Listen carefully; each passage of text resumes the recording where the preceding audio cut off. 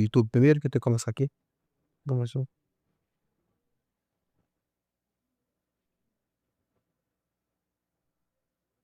Jó capítulo 1.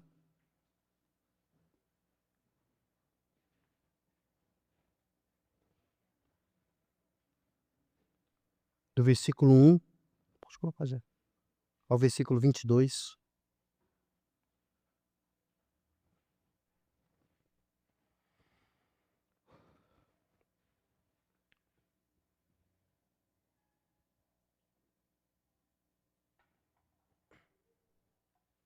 Vamos orar primeiramente. Deus, nós te louvamos pela tua graça, pelo teu amor e a tua misericórdia, Pai. O Senhor é Deus sobre essa casa, o Senhor é Deus sobre essa igreja. Portanto, eu quero te pedir para que sua palavra possa falar em nosso coração essa noite. Que nós não possamos ter escamas nos ouvidos, mas que nossos ouvidos possam estar abertos, nossa mente possa estar pronta para absorver a sua mensagem e que nós possamos sair transformados deste lugar, em nome de Jesus. Amém. Jó, capítulo 1, versículo 1 ao 22. A palavra do Senhor diz assim: Havia um homem na terra de Uz, cujo nome era Jó. Este homem era íntegro e reto, temia a Deus e se desviava do mal. Nasceram-lhe 7 filhos e 3 filhas. Tinha 7.000 ovelhas, 3.000 camelos, 500 juntas de boi e 500 jumentas. Também tinha muitíssima gente a seu serviço, de maneira que esse homem era o maior de todo o Oriente. Os filhos dele iam às casas uns dos outros e faziam banquetes, cada um por sua vez, e mandavam convidar as suas 3 irmãs a comerem e beberem com eles. Quando se encerrava um ciclo de banquetes, Jó chamava pelos seus filhos e os santificava. Levantava-se de madrugada e oferecia holocausto, segundo o número de todos eles. Pois Jó pensava assim: talvez os meus filhos tenham pecado e blasfemado contra Deus em seu coração. E Jó fazia isso continuamente. Num dia em que os filhos de Deus vieram e apresentaram-se diante do Senhor, veio também Satanás entre eles. Então o Senhor perguntou a Satanás: De onde você vem? Satanás respondeu ao Senhor: de rodear a terra e passear por ela. E o Senhor disse a Satanás: Você reparou no meu servo Jó? Não há ninguém como ele na terra. Ele é um homem íntegro e reto, que teme a Deus e se desvia do mal.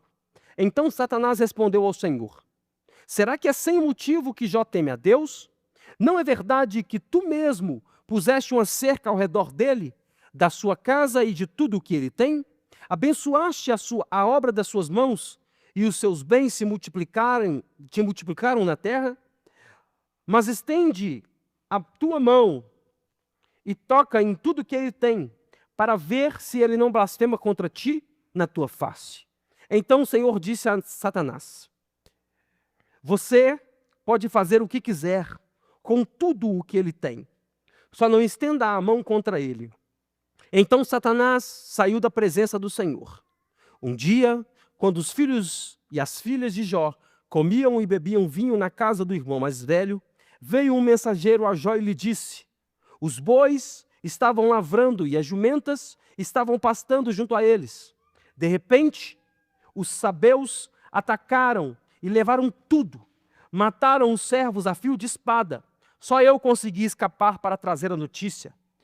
Enquanto ele ainda estava falando, veio outro mensageiro e disse: Fogo de Deus caiu do céu e queimou as ovelhas e os servos, destruindo todos eles. Só eu consegui escapar para trazer a notícia.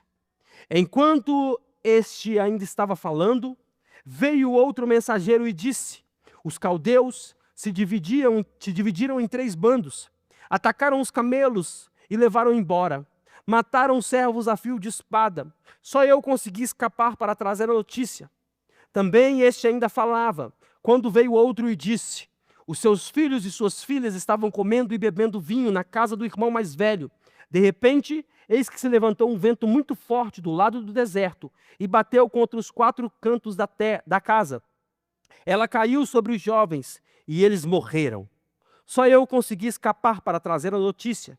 Então Jó se levantou, rasgou o seu manto, raspou a cabeça, prostrou-se em terra e adorou e disse: Nu saí do ventre da minha mãe, e nu voltarei. O Senhor me deu e o Senhor tomou. Bendito seja o nome do Senhor. E em tudo isso, Jó não pecou, nem atribuiu a Deus alguma falta. Nós estamos nessa série Avante, discutindo sobre coisas que Deus faz e discutindo sobre coisas que nós fazemos para avançar.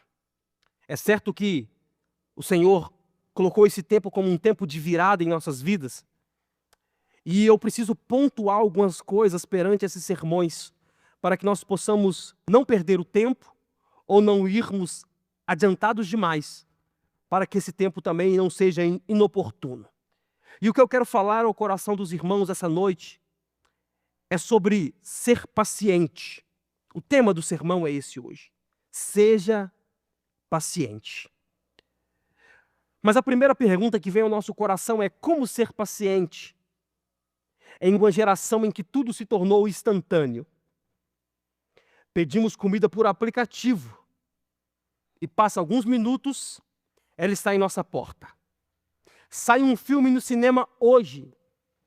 Amanhã, literalmente amanhã, esse filme já está disponível em alguma plataforma, ainda que seja em baixa qualidade. Os nossos filhos, se você tem um filho menor de 15, 16 anos, ou talvez até maiores, não tem paciência nem para o comercial do YouTube mais, que dura 5 segundos. Tudo se tornou instantâneo. Nós queremos tomar remédios. Por pior que sejam nossas dores, nós queremos tomar remédio ao que a antiga geração, se é que eu posso dizer assim, sempre tem um chazinho para resolver as coisas. Se você conversar com alguém com mais de 60, 70 anos de idade, o que ela vai dizer? Estou com dor de estômago, toma um chá de boldo que vai resolver. Se você conversar com alguém com menos de 30 anos, dizer, estou com dor de estômago, ele vai dizer, toma um Buscopan que vai resolver. Por quê? Porque tornamos instantâneo tudo o que há em nossa vida. Qual que é o problema?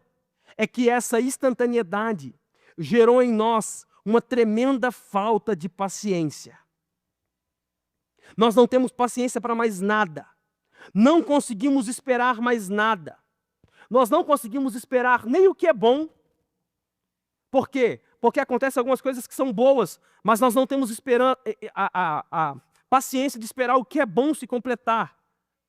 Mas também, nós não conseguimos lidar de forma paciente com o que é mal aos nossos olhos. E é até por isso que existem muitas pessoas que estão sofrendo. Existem pessoas que criaram problemas gigantescos porque não tiveram paciência de esperar alguma coisa acontecer. Existem pessoas que estão, talvez, casadas há muitos anos e arrependidas de terem casado, porque casou com alguém. Acontece muito isso. A pessoa conhece outra pessoa e diz, vou me casar. Fulano é quase crente.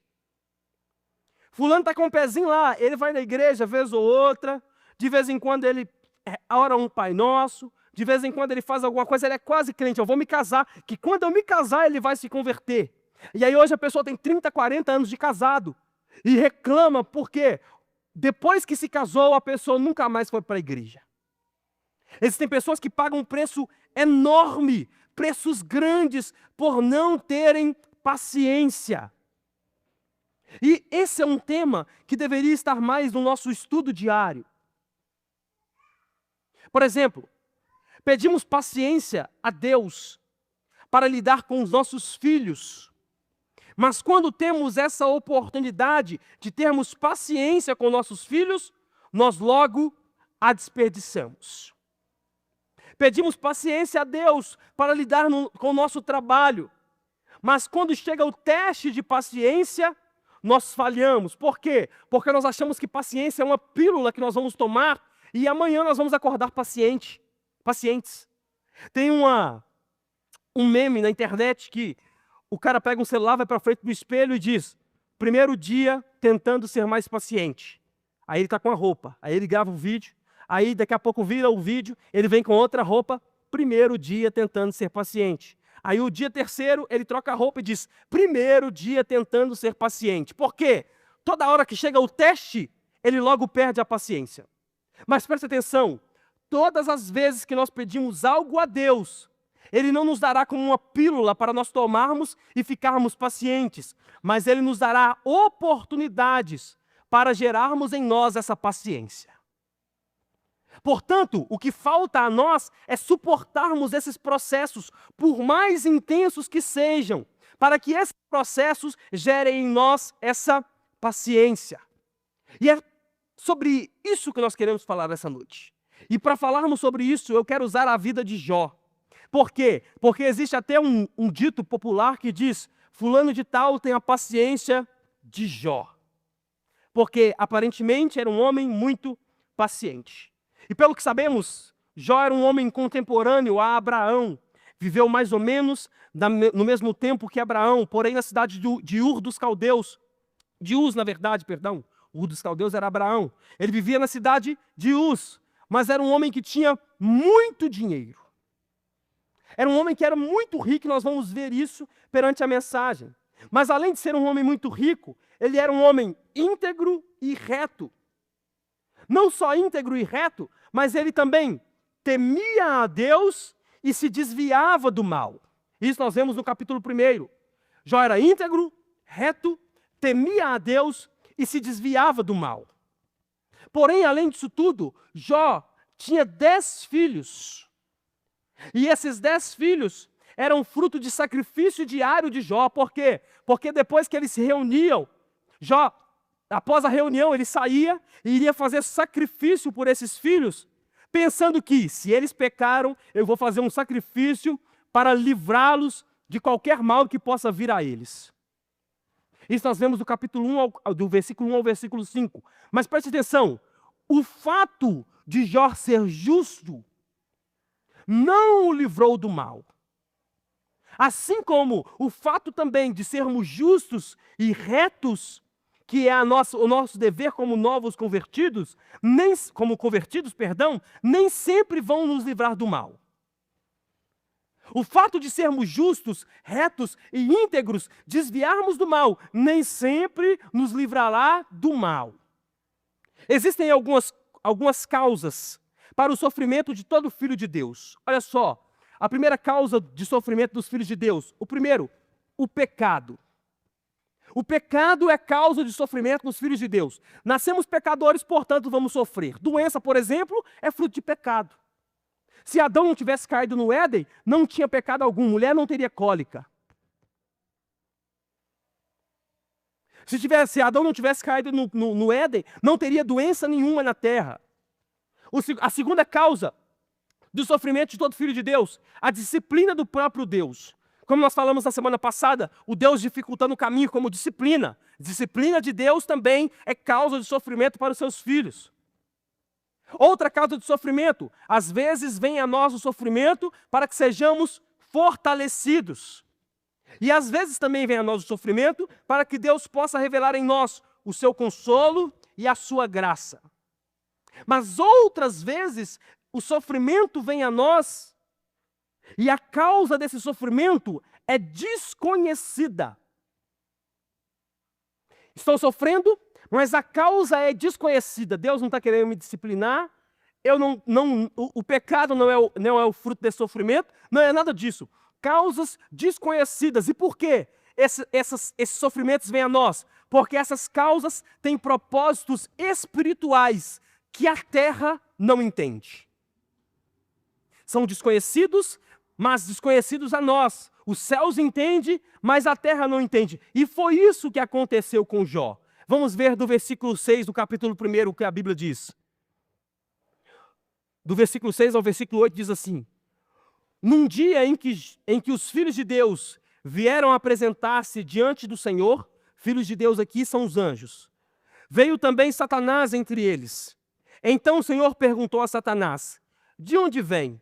Satanás respondeu ao Senhor: de rodear a terra e passear por ela. E o Senhor disse a Satanás: você reparou no meu servo Jó? Não há ninguém como ele na terra. Ele é um homem reto, íntegro, reto, e que teme a Deus e se desvia do mal. Olha o rolê. Os anjos chegam para dar um relatório para Deus, e aí junto com os anjos chega Satanás. E aí Deus pergunta a Satanás: de onde você vem? Ele diz: de rodear a terra. Aí Deus aponta para Jó dizendo: está vendo meu servo? Haviam outras pessoas na terra. Não tantas quanto hoje, será quase 8 bilhões de pessoas, mas existiam outras pessoas na terra. Mas Deus faz questão de tocar justo no nome de Jó. Não era um homem que pecava demasiadamente, não era um homem que atrapalhava a família dele, era um homem justo, reto, que temia ao Senhor e que fugia do mal. Olha só, irmão, talvez esse poderia ser um dos maiores questionamentos de Jó, e é um dos nossos maiores questionamentos quando o sofrimento vem a nós. Por que eu? Deus, fulano é muito pior do que eu. Ciclano é muito pior do que eu. Olha para fulano de tal. Olha o que ele está fazendo. Olha para a vida do fulano de tal. Olha o quanto ele apronta. Agora o Senhor escolheu logo eu para passar por esses sofrimentos? Jó poderia ter esse argumento para discutir com Deus. Eu sou íntegro, eu sou justo, eu sou reto, eu me desvio do mal e é eu que vou sofrer? Eu que vou sofrer? Talvez a primeira questionamento que nós temos para com Deus é: por que eu? E talvez poderia ser o questionamento de Jó. E aí Satanás entra no jogo, supondo o porquê que Jó era fiel. Olha só o versículo 9 e versículo 10. Então Satanás respondeu ao Senhor: será que é sem um motivo que Jó teme a Deus? Não é verdade que tu mesmo puseste cerca ao redor dele, da sua casa e de tudo que ele tem? Abençoastes a obra das mãos e os seus bens se multiplicaram sobre a terra? Olha só, irmão. Deus diz: não há ninguém na terra como Jó. Ele é do meu time. Ele é o camisa 10 do meu time. Eu estou escalando Jó para jogar. Aí Satanás vem dizendo: olha só, ele só é fiel, justo e íntegro porque ele tem. O Senhor cercou a sua casa, o Senhor cercou tudo que ele tem, o Senhor abençoou a mão dele para que ele pudesse multiplicar sobre a terra. Ele só é fiel, ele só é justo, ele só é íntegro porque ele tem. É a suposição que Satanás tem para com Jó. Aí Satanás diz: se o Senhor tocar e tirar tudo que ele tem, ele logo vai blasfemar contra o Senhor. Olha a audácia de Satanás. Ele só é porque o Senhor deu riquezas a ele. Ele só é íntegro porque o Senhor entregou para ele 10 filhos. Ele só é justo porque o Senhor deu a ele ovelhas, o Senhor deu a ele camelos, o Senhor deu a ele bois. Deixa o Senhor tocar na vida dele, nas coisas dele, para ver se ele não te abandona. É o que o acusador diz sobre Jó. E aqui, meu irmão, vem a primeira pergunta, traçando um paralelo entre a vida de Jó e a nossa vida. Será que se Deus tocar naquilo que temos, nós blasfemaremos contra Ele ou não? Será que se Deus tirar alguma coisa que temos, nós blasfemaremos contra Ele ou não? Por quê? Porque essa é a primeira característica de alguém que é paciente. Qual que é a primeira característica? Essa pessoa que é paciente, ela não murmura. Ela não blasfema. Ela não fica jogando a culpa em Deus. É a síndrome de Adão. Já viu a síndrome de Adão? Qual que é a síndrome de Adão? Eva peca, Deus vem conferir. Eva e Adão pecam, Deus vem conferir. Aí na hora que Deus acusa Adão dizendo: por que você comeu do fruto? Adão diz: não fui eu que comi não. Foi a mulher que tu me deste. No final das contas, a culpa era de Deus. Por aquilo que eles fizeram na terra. Jó não. Jó não blasfemou. Jó não murmurou. Por quê? Porque a primeira característica de uma pessoa que é paciente, ela não murmura. Como nós nos comportamos por vezes? Se o nosso celular estraga, irmão, R$1.000, R$2.000, logo o nosso humor muda. Por que é que nós estressamos de uma forma de espernear como criança, se um celular de 1.000 e poucos reais quebra, sendo que nós vamos ter que dar um jeito para comprar outro? O celular quebrou, murmuramos, blasfemamos, dizendo, mas também esse celular, mas também essa vida, mas também essa casa, mas também esses meninos, mas também esse marido, mas também isso tudo, pelo amor de Deus, só acontece na minha casa. Amanhã você vai dar um jeito de comprar outro celular. Qual que é o motivo da murmuração? Nós murmuramos, aqui eu me incluo nessa por ser homem, se o nosso carro estraga, irmão, acabou a vida do homem. O homem entra num limbo de Nárnia, que ele não sai de lá por nada. Murmuramos porque o carro estragou. Nós não vamos ter que dar um jeito, irmão. Na semana seguinte, ou no dia seguinte, nós vamos ter que contratar um mecânico para resolver a demanda. Por que é que nós murmuramos tanto? Ficamos tristes e murmuramos por coisas pequenas. Mas preste atenção, a blasfêmia é o antônimo de paciência. Eu usei antônimo aqui, mas é diferente. A blasfêmia é diferente de paciência. Não é a mesma coisa. Quem blasfema não é paciente. E outra questão, se a blasfêmia resolvesse o nosso problema, o povo hebreu não havia passado 40 anos no deserto. Porque eles blasfemaram. Nós vimos aqui nas últimas semanas, assim que atravessa o Mar Vermelho, o povo já está reclamando. Reclamaram durante todo o tempo que estavam no deserto. Se a blasfêmia resolvesse o problema, o povo não havia passado 40 anos no deserto. Então, a primeira coisa, uma pessoa paciente não blasfema, não murmura. Para de murmurar, para de reclamar o tempo todo. Porque quando você murmura muito, você vai acabar caindo na blasfêmia. O que mais acontece? Satanás chama Deus para um jogo e Deus topa. Olha só o que diz o versículo 12. Então o Senhor disse a Satanás, você pode fazer o que quiser com tudo o que ele tem, só não estenda a mão contra ele. Então Satanás saiu da presença do Senhor. Satanás diz, só tem porque o Senhor cercou. Deus diz, Tá bom, estou tirando minha proteção. Vai lá e toca em tudo que ele tem.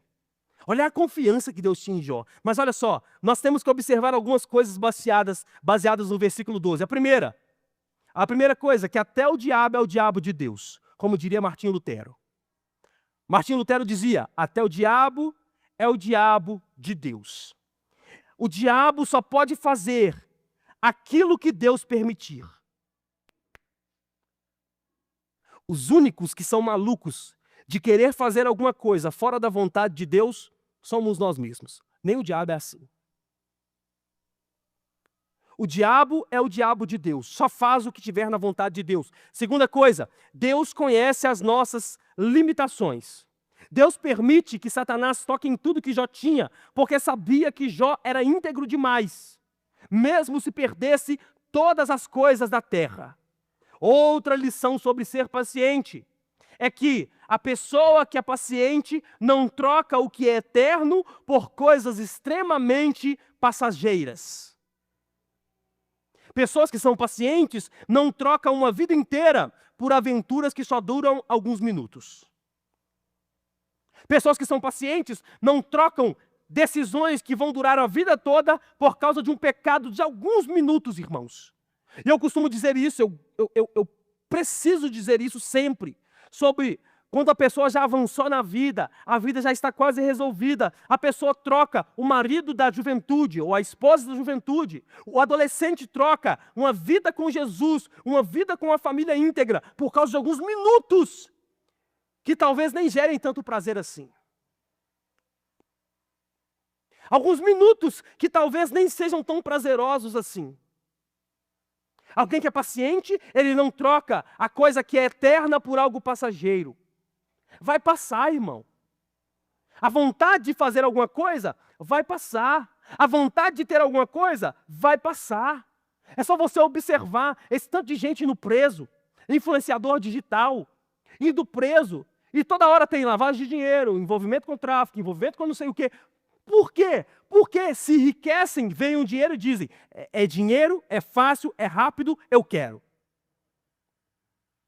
Aí eu entro naquele assunto do jogo do tigrinho, que eles têm o dinheiro oriundo de outras coisas, e de repente eles divulgam dizendo, eu estou ganhando dinheiro aqui, ó. Aí o cara pega o celular e fica viciado no jogo do tigrinho para tentar ganhar o que aquela pessoa tem. Não é possível, irmão. Eu vi isso ontem, se eu não me engano, vendo a prisão de um desses outros influencers e uma pessoa dizendo, repita comigo, é praticamente impossível uma pessoa antes dos 25 anos ficar milionário vindo do nada. Veio do nada e é milionário em 2 anos. É praticamente impossível. Mas por quê? Trocam aquilo que é eterno por aquilo que é momentâneo. A pessoa que é paciente, ela espera. Tem um memezinho na internet que diz, ninguém ganha do cara paciente.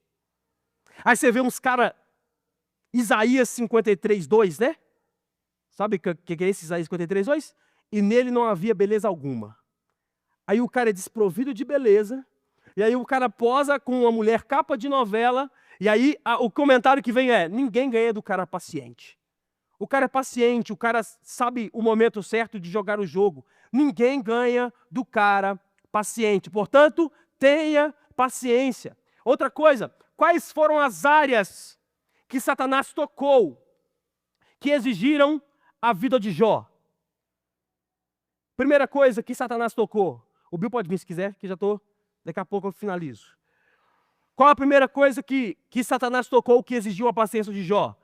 Nos recursos. Olha só o que diz o versículo 13 ao versículo 16. Um dia, quando Jó e as filhas de Jó comiam e bebiam vinho na casa do irmão mais velho, veio um mensageiro a Jó e lhe disse, os bois estavam lavrando, e as jumentas estavam pastando junto a eles.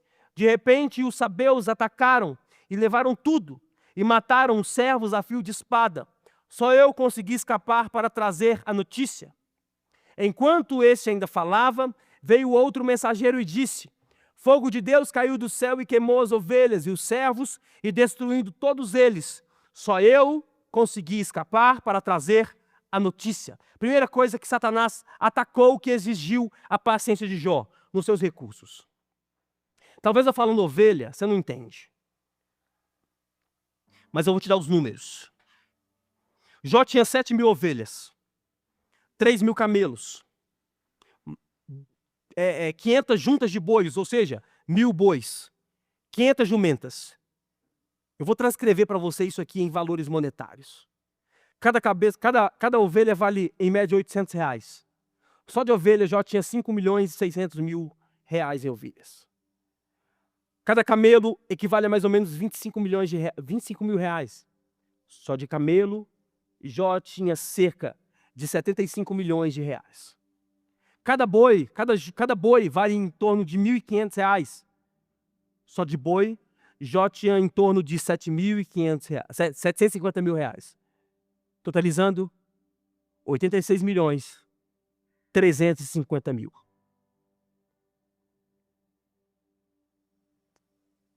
Satanás destruiu todos os recursos de Jó. Um homem com tantos bens como Jó provavelmente tinha muitos negócios na terra. A Bíblia diz no capítulo 5, se eu não me engano, que ele era o homem mais rico do Oriente. Ele era o maior do Oriente. O maior do Oriente. Portanto, quando Satanás toca em seus recursos, ele não perde apenas os seus negócios, mas perde provavelmente a sua credibilidade. Não sei se você já viu o testemunho de quem era rico e ficou pobre. A pessoa diz assim, ó, eu tinha tantos milhões, tantas empresas, do dia da noite eu quebrei. A primeira coisa que foi embora foram os amigos. Esse cara não perdeu só os bois, as ovelhas, as vacas, ele perdeu a credibilidade. A credibilidade de um homem que era o maior do Oriente, mas agora era o menor. Não tinha dinheiro para nada. Provavelmente ele tinha contas para pagar ou contas para receber, mas acabou tudo. Satanás destruiu todos os recursos de Jó. Um dia ele era o homem mais rico do Oriente, no outro dia ele era o mais pobre. Com José foi diferente. Com José, um dia ele era prisioneiro, no outro dia ele era governador. Com Jó era, um dia ele era o maior, outro dia ele era o menor. O menor.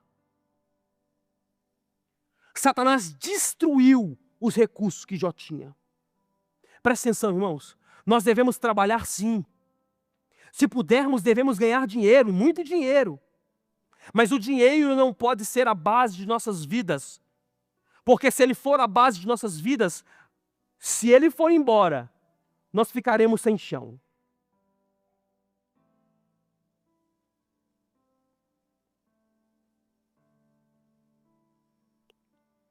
Um filho de Deus deve ter paciência para fazer seu dinheiro, irmão. Trabalhe, estude. Adolescentes, principalmente, que têm a mente um pouco mais livre de tempo, estudem. Dediquem-se. Trabalhe. Oferte. Não se compare com outras pessoas. Ganhe dinheiro. Mas, ao mesmo tempo, o Filho de Deus, eu gosto de dizer essa frase, irmão, o Filho de Deus deve saber dormir no barulho. O que é dormir no barulho, irmão? Quando o pau está quebrando, as contas não fecham. Quando as coisas não acontecem como deveriam acontecer. Quando talvez as coisas saem do lugar. Deve aprender a dormir no barulho. Olhar para a conta e dizer, fiz por irresponsabilidade? Não. Fiz por necessidade, aconteceu, perdi o jogo aqui, aconteceu um problema ali que gerou esse problema. Irmão, aprenda a dormir no barulho. Quem é paciente, aprende a dormir no barulho. Porque se o dinheiro for a raiz, se o dinheiro for o fundamento de todas as suas coisas, quando o dinheiro for embora, você fica sem chão. E o dinheiro não pode ser o chão da sua vida. Cristo deve ser o chão da sua vida. Jó perdeu todos os seus recursos, mas ainda assim isso não abalou ele. Jó um dia era milionário, outro dia ele era pobre, mas mesmo assim não foi abalado. Quando Deus chamou Jó para ser o camisa 10 e o faixa do seu time, não foi por acaso. Foi porque Deus sabia, pode tocar, quer tocar? Toque. Pode tirar tudo que ele tem. Amanhã você vai voltar aqui e vai me contar o que deu. Tira ovelha, tira boi, tira camelo, tira o que você quiser. Tocou nos recursos, mas isso não mexeu com Jó. Segunda coisa, que o Satanás tocou, que Jó teve paciência para lidar. Jó teve paciência quando Satanás tirou o seu controle. Olha só o que diz o versículo 17.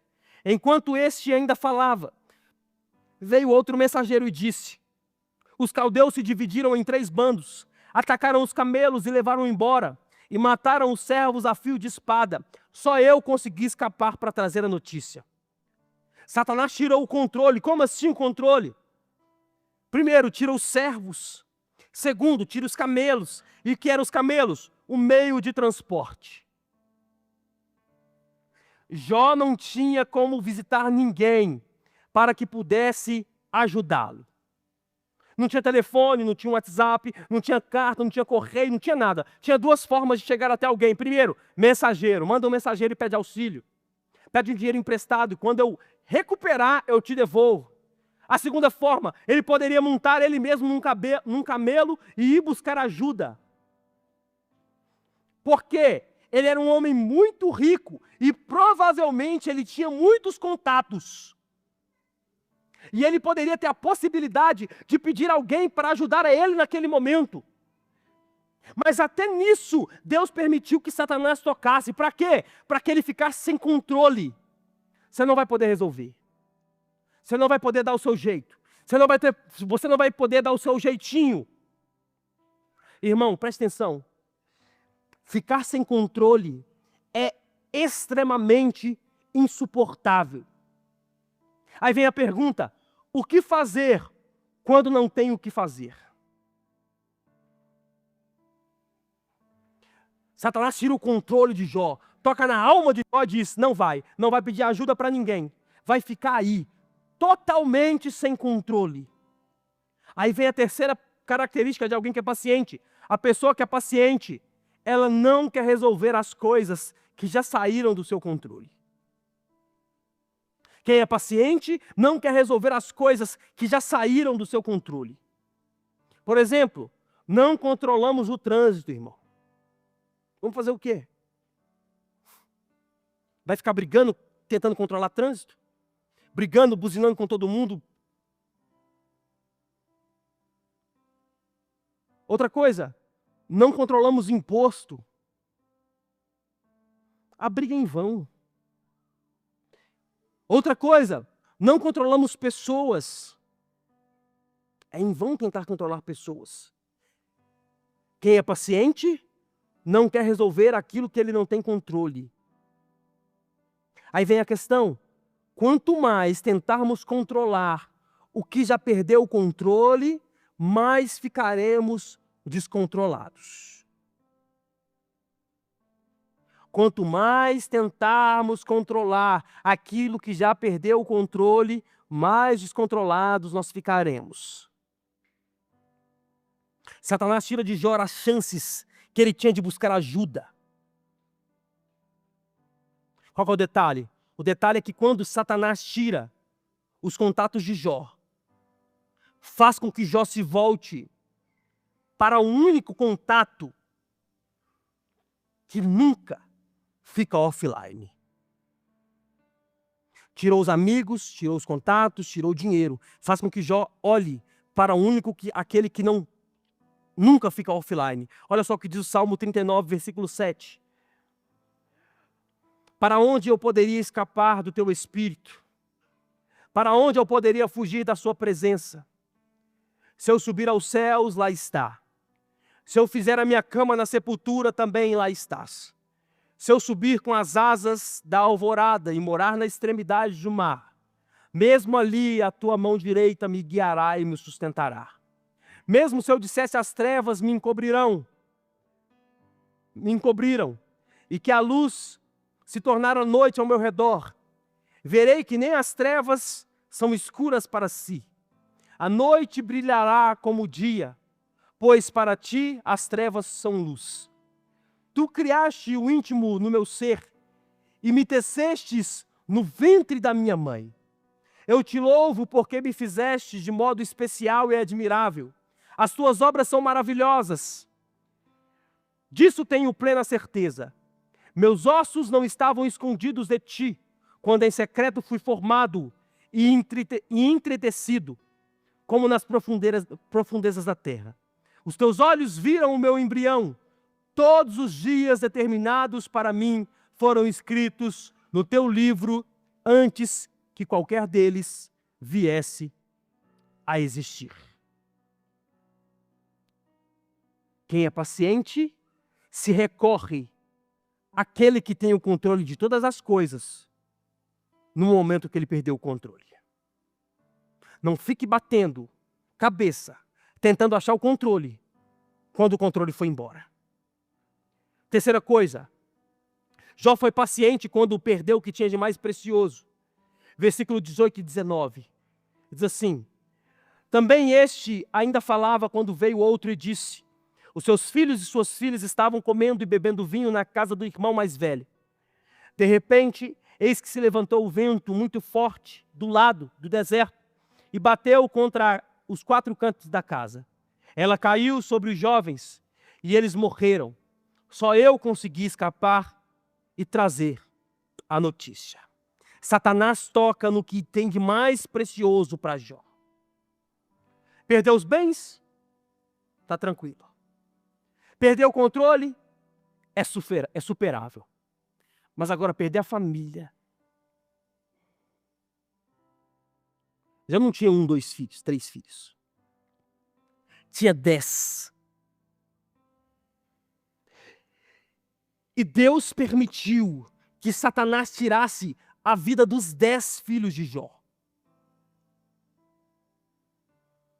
Já não tinha 1, 2 filhos. Se você tem um filho, você vai saber a dor que é talvez para um pai dizer, meu Deus, perdi um filho.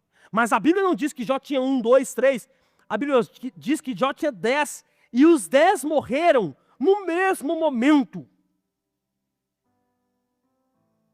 Quando Deus dá a primeira autorização para Satanás, ele diz, toque em tudo que ele tem, só não toque nele. A segunda permissão que Deus dá no capítulo 2, tem permissão para tocar na saúde de Jó, mas a primeira não. A primeira só, toca em tudo, só não toca nele. Mas preste atenção, qualquer pai prefere passar o resto da vida doente do que perder os seus filhos.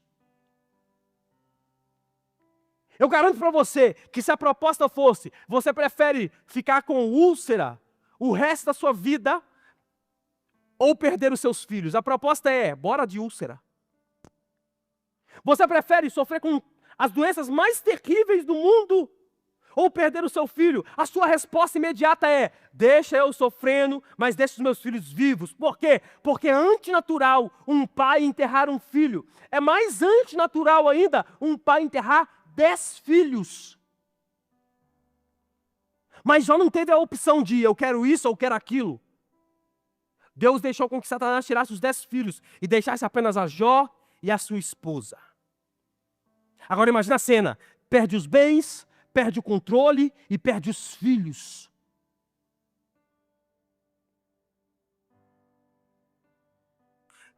Perdeu o jumento, tá bom, o jumento a gente compra outro, o boi a gente compra outro. Mas, pô, tirar 10 filhos do cara de uma vez só é antinatural. É antinatural, irmão. Ser paciente é saber que, como Jó, apesar de perder os 10 filhos, Deus ainda estava no controle de todas as coisas. Ser alguém paciente é saber que quando tudo está desabando, o emprego deu ruim, a empresa deu ruim, talvez na família está começando a dar ruim, o casamento não está passando por uma fase legal, mas ser alguém paciente é saber que Deus está no controle de todas as coisas. Eu tenho algumas perguntas para te fazer, duas. A primeira é, o que saiu do controle na sua vida?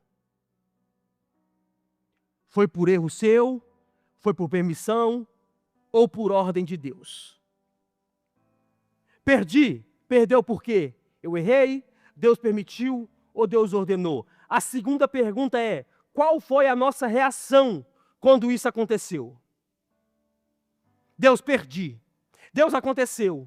Deus, eu não poderia perder, mas perdi. Qual foi a nossa reação? Choramos, lamentamos, murmuramos? Ou tivemos a reação igual a de Jó? Vou te contar a reação de Jó. Versículos 20 e 21.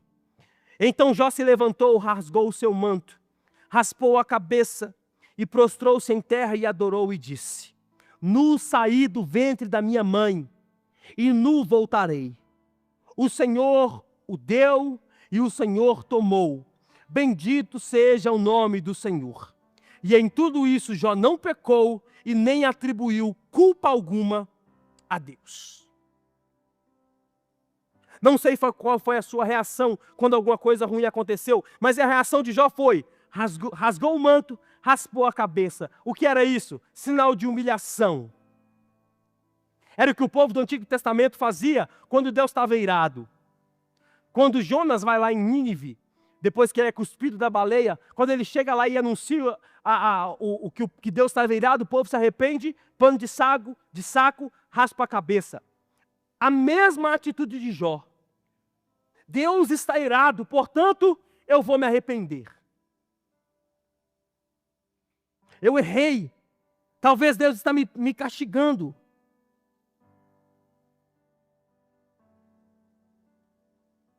Mas Deus sabia que Jó tinha paciência o suficiente para não blasfemar enquanto Satanás lhe tirava tudo. Deus sabia que Jó tinha paciência o suficiente, vai tirar tudo, mas você vai se manter íntegro. E após se humilhar, Jó faz o que todos nós deveríamos fazer em angústia. Qual?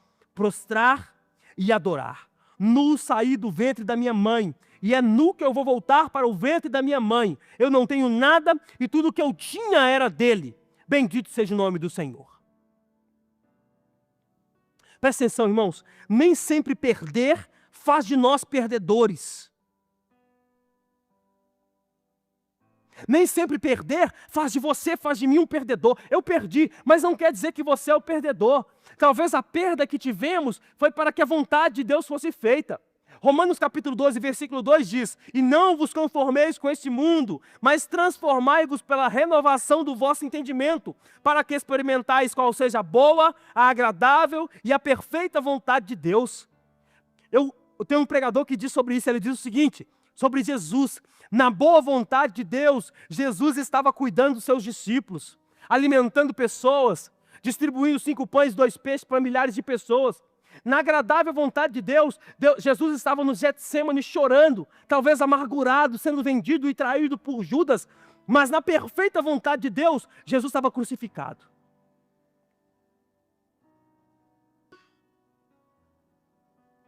O que parecia ser um problema era a perfeita vontade de Deus. O que parecia ser uma dificuldade era a perfeita vontade de Deus. Aí sabe como que Jó passa por isso? Humilha, adora, não atribui culpa a Deus. Sabe qual é a função de Satanás, irmãos? A função de Satanás é nos acusar. Mas a nossa função é provar que ele está errado. A função de Satanás é te acusar mesmo, mas a sua função é provar que ele está errado. Quando Satanás diz, não dá, é fraco demais, não vai ficar nenhuma semana na igreja, não vai ficar nenhuma semana orando como você está orando. A função de Satanás é te acusar, a sua função é provar que ele está errado. A função de Satanás é quando estamos passando por baixas na área financeira, por exemplo, é dizer, vai murmurar, vai brigar, vai blasfemar, vai fazer, vai acontecer, vai arrumar formas de se enrolar ainda mais. A função de Satanás é te acusar, a sua função é provar que ele está errado. Ainda que Deus tenha permitido, não devemos gastar tempo blasfemando contra ele. Por quê? Porque não sabemos quais são os propósitos de Deus. Mas para Jó, Deus tinha alguns propósitos e alguns motivos para fazer aquilo. E está lá em Jó capítulo 42, versículo de 1 ao 5, que diz assim: Então Jó respondeu ao Senhor: Sei que tu pode todas as coisas, nenhum dos teus planos podem ser frustrados. Tu perguntastes, quem é esse que obscurece o meu conselho sem conhecimento? Certo é que falei de coisas que eu não entendia, coisas tão maravilhosas que eu não poderia saber. Tu dissestes, agora escute e eu falarei. Vou fazer-lhe perguntas e você me responderá. Versículo 5. Meus ouvidos já tinham ouvido ao seu respeito, mas agora os meus olhos te viram. Quais eram os motivos para que Deus permitisse aquilo? Para que gerasse essa paciência em Jó? Primeira coisa, mostrar que nenhum dos planos de Deus podem ser frustrados. O plano de Deus não pode ser frustrado. O que Deus quiser fazer, Ele vai fazer. Não sei se isso te deixa alegre, mas é o entendimento nosso, qual que é? Se Deus quiser fazer, Ele vai fazer. Na vida de Jó foi isso. Deus quis fazer e fez. Segunda coisa, mostrar que o conhecimento e a sabedoria de Deus são muito mais distantes que os nossos. Nós conhecemos parte do passado, alguma coisa do presente e nada do futuro. É o que você conhece, é o que eu conheço. Conhecemos um pouquinho do passado ali, conhecemos alguma coisa do presente, mas não conhecemos nada do futuro. Mas preste atenção, para Deus não existe futuro, passado e presente. Por quê? Porque Deus é eterno. Deus é eterno. Ele te viu nascer e morrer no mesmo instante. Portanto, Ele não está desesperado pelo amanhã. Ele é o amanhã. Deus não está desesperado com o que vai acontecer. Por quê? Porque Ele já está lá. Deus manifesta seu conhecimento e a sua soberania. A terceira e última coisa, Deus também se manifesta em meio ao caos. Deus permitiu para mostrar que Ele também se manifesta em meio ao caos. Aliás, o caos é a matéria-prima perfeita para que Deus possa se revelar. Mas agora eu quero mostrar, para finalizar de fato, o que Deus fez na vida desse homem que foi tão paciente. Jó 42.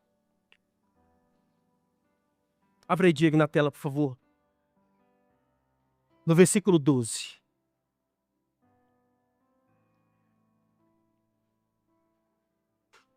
Jó 42, versículo 12. Diz assim: E o Senhor abençoou o último estado de Jó, mais do que o primeiro.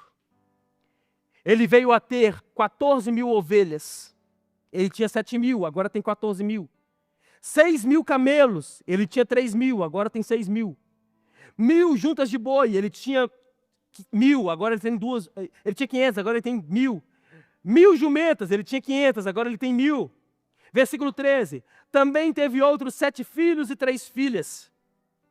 A primeira filha deu o nome de Gemima. A segunda de Queze, a terceira de Queren-Apuc. Em toda a terra não havia mulheres mais bonitas como as filhas de Jó.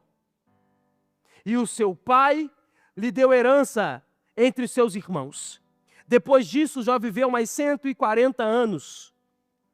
E viu os seus filhos e os filhos dos seus filhos até a 4ª geração.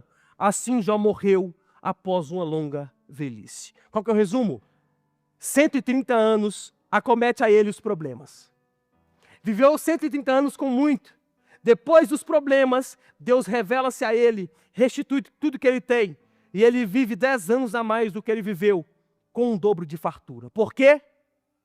Paciência. Satanás não quer tirar sua salvação, ele não consegue. O que Satanás quer é que você viva uma vida desesperada aqui na terra, enquanto você está indo para o céu. Tenha paciência. Respire. Espere Deus agir. Porque certamente, quando Ele quiser, Ele agirá na sua vida. Fique de pé no seu lugar.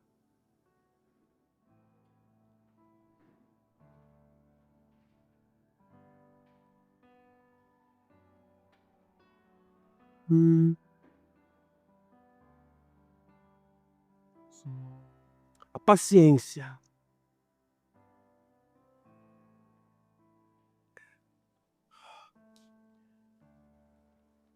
tem que ser uma atitude diária, construída.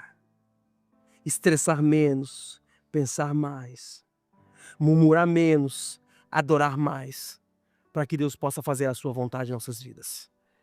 Feche os olhos. Deus, nós te louvamos, Pai, pela tua graça, pelo teu amor e tua misericórdia. O que eu quero te pedir é que o Senhor gere em nós essa paciência. Por vezes somos desesperados, Deus. Por vezes olhamos para a nossa situação e achamos que o Senhor também está desesperado. Mas o que o Senhor quer de nós é que sejamos pacientes. O que o Senhor quer de nós, Pai, é que nós olhemos para a situação e antes de murmurarmos, olhemos para o Senhor. O que o Senhor quer de nós, Pai, é que quando nós achamos que tudo está perdido em nossas vidas, antes de nós desesperarmos, nós possamos olhar para o Senhor e saber que o Senhor é Deus sobre nós. Então que o Senhor possa gerar em nós, em nossa igreja, em nossas vidas, paciência, como a de Jó. Para que se por acaso, Pai, acontecer algo ruim para conosco, nós possamos saber esperar no Senhor. Porque sabemos que o Senhor tem cuidado de nós. O Senhor tem cuidado de nossas famílias, dia após dia. Em nome de Jesus. Amém. E se você pode, aplauda ao Senhor Jesus no seu lugar.